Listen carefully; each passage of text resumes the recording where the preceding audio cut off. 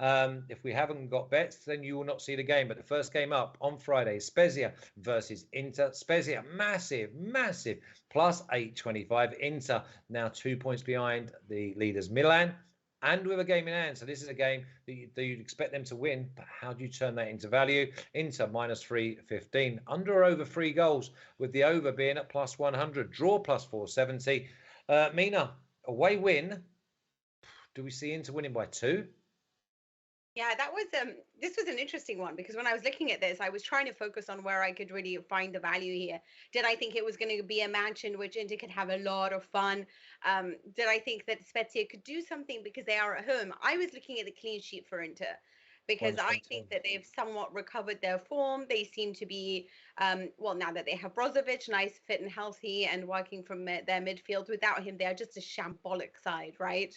So, and they've managed 2 brilliant wins, and obviously one against Juventus has helped them psychologically.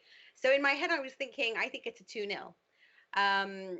Personally speaking, that's the way that I see it. I do see them getting a clean sheet, but I took a bet that would minimize the risk, because let's be honest, I am dragging you guys down. So I'm trying to figure out a way of finding value while still making sure that if Spezia gets a goal or not. But I do see 2 goals for Inter, even though they've had a lot of problems and creating lots of opportunities, but not finishing them off.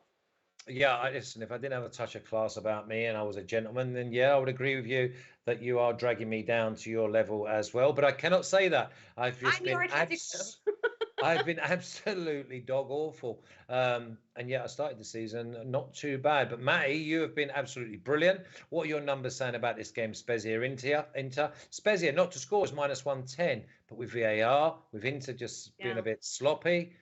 Is that a way that we could go? I see Inter winning the game, but do Spezia score? Because I fancy that that's where the value lies. So what's really, really interesting for this game is that the over 2.5 only grades out at 44%, but both teams to score grades out at 53%, which is actually a little bit surprising. Inter are scoring over 1.5 goals in 53% of their games, over 2.5 and only 27%. Spezia is only conceding over 1.5 and 33% of their games at home here. So this is kind of interesting. I kind of like Inter on the handicap a lot more than I like their team total over 2.5.